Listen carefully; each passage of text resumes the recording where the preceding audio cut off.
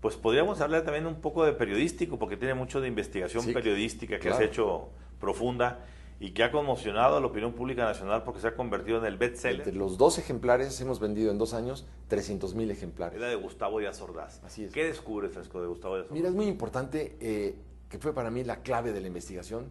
La CIA desclasificó este año una gran cantidad de documentos del 68 en Washington. Entonces, Y fuiste para allá. entonces aquí tienes una cantidad de documentos que no se conocen, o que se empiezan a conocer, o que se empiezan a divulgar, en donde queda clara la participación de la CIA en el movimiento del 68. ¿De qué manera, Fresco? La gente pensaba, por ejemplo, que fue un movimiento estudiantil porque los estudiantes estaban en contra del gobierno. No es cierto.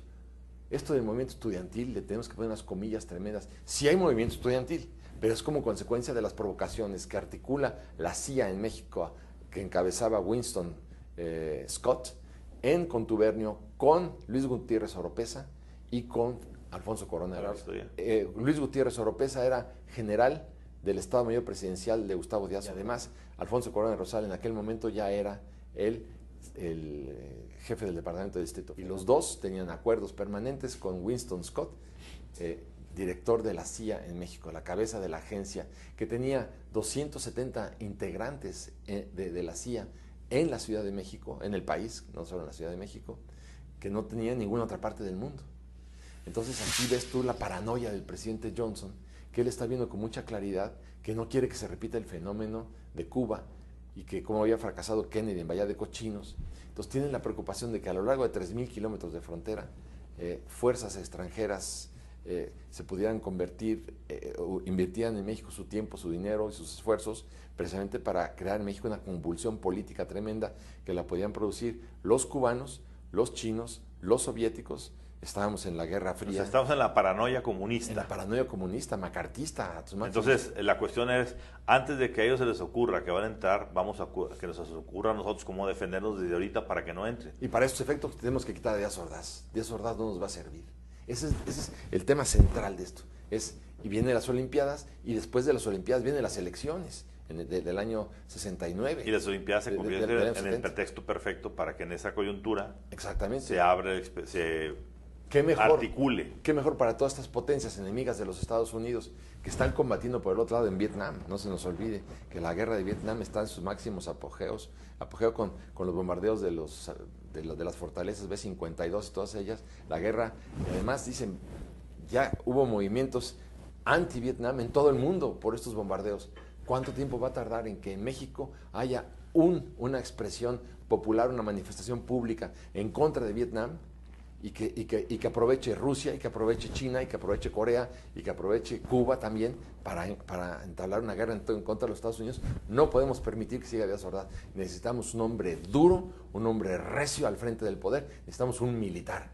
Y ese militar, y además licenciado, la combinación perfecta, se llama Alfonso Corona del Rosal, que también tenía desde 1960, tenía ya en el PRI, había integrado a la famosa policía priista.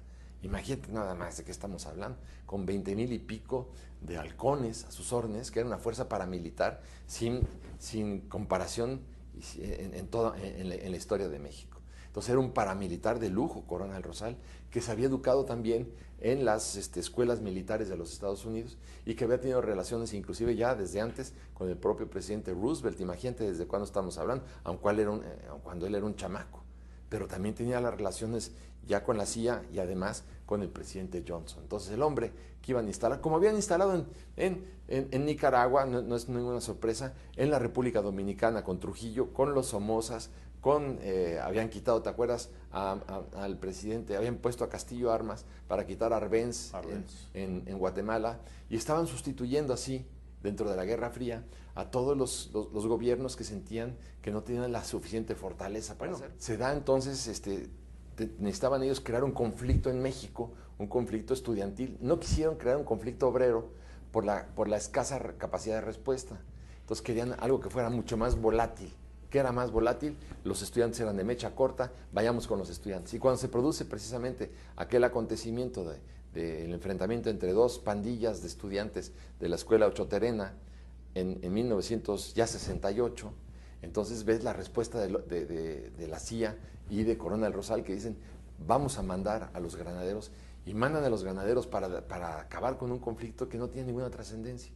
En realidad se da por 2, 3 piropos subidos de tono que le lanzan a un par de muchachas que eran novias de entre las pandillas y se arma la gran golpiza. Que al otro día se hubiera olvidado como se había venido olvidando en los últimos 10 años. Pero es la coyuntura ideal para mandar a los granaderos, golpear brutalmente a los estudiantes, violar maestras, francotiradores, bueno, lastiman que no era necesario, pero era la provocación que necesitaba la CIA y Corona del Rosal para provocar al estudiantado. ¿Con qué objetivo? Con el objetivo de que salieran las cabecillas de todos los gobiernos cubano, coreano, que nunca hubo tal. Pues tú ves, en los periódicos jamás hubo ningún. Si tú me dijeras que encontraron a 10 cubanos o a 10 rusos o a 10 chinos, no es cierto, no encontraron a nadie. Todo fue un invento de la CIA, precisamente para que surgieran las figuras nacionalistas o las figuras fanáticas comunistas, para agarrarlos a todos y evitar que pudieran en los Juegos Olímpicos lucrar estas potencias en contra de los Estados Unidos. Pero todo fue una gran mentira. El movimiento estudiantil fue organizado por la CIA, lo cual hay que decirlo con sus letras. Tan esto fue cierto que el 3 de julio de 1960, contestando tu pregunta, el 3 de octubre de 1968, un día después de la masacre no fueron miles de muertos. Entonces te quisiera decir dos cosas. Una, que el ejército jamás disparó. El ejército fue inocente. Y ahí lo puedes ver tú en muchas de las direcciones electrónicas que pongo en el libro, como por ejemplo la conexión americana. Ahí queda clarísimo en las tomas directas que el ejército, cuando sube a aquella explanada y hay 10,000 personas, si el ejército hubiera querido matar, el ejército hubiera podido matar a las 10,000 personas. Con una bala matan a 7. ¿Quién dispara? ¿Quién dispara? Disparan los francotiradores de la CIA, los francotiradores de los halcones de Alfonso Corona del Rosal y de Luis Gutiérrez Oropesa, con la autorización de Díaz Ordaz. Por eso es que Díaz Ordaz no tiene perdón. Y Díaz Ordaz es el principal traicionado después. ¿Por qué? Porque le ofrecen el gobierno que allá es donde yo iba, el 3 de octubre de 1968, Fulton Freeman, embajador de los Estados Unidos en México, le ofrece a Marcelino García Barragán que se convierta en el presidente de México. Esto no se sabe y esto es lo que hay que divulgar. Ahí está la CIA a su máxima expresión. ¿Por qué nos cogen a Alfonso Corona del Rosal? Porque Alfonso Corona del Rosal había traicionado al ejército desde que le ordenó que los militares dispararan, los paramilitares, los halcones que él tenía, disparen en contra del ejército. El ejército nunca se lo iba a perdonar. Y si la CIA imponía a Corona del Rosal en contra de los deseos de los militares más destacados de México, de la jerarquía, iba a haber y lo iban a derrocar a los 3 minutos. Entonces, por eso es que desisten de Corona del Rosal, se frustra Corona del Rosal, pero él se da cuenta. O sea, habría que entender entonces que en su momento Marcelino García Barragán, el general secretario de Defensa, fue un patriota que terminó diciendo yo no voy en esta. Y larga de su oficina a Fulton Freeman, lo larga de su oficina. Entonces aquí hay que ver que este hombre pudo haber cambiado la historia de México, porque si él dice a Fulton Freeman, estoy absolutamente de acuerdo, 2 minutos después arrestan a Díaz Ordaz en Palacio Nacional y él se queda como presidente de México. Pues yo soy un revolucionario, estuve en contra de Victoriano Huerta, en fin, no lo puedo permitir. Y lo larga de la oficina. Interesantísimo. Entonces por eso, ni el ejército dispara, y al otro día le dice Díaz Ordaz a Gutiérrez Oropesa, vamos a dictar una suspensión de garantías en todo el país. Y le dice, ¿para qué, señor presidente? Si ya todos los del Comité Nacional de Huelga están presos, ya no hay enemigos a vencer. Esta suspensión de garantías tiene como objetivo que usted se eternice en el poder. Y no lo vamos a permitir tampoco. A ver, me surge un flash mental.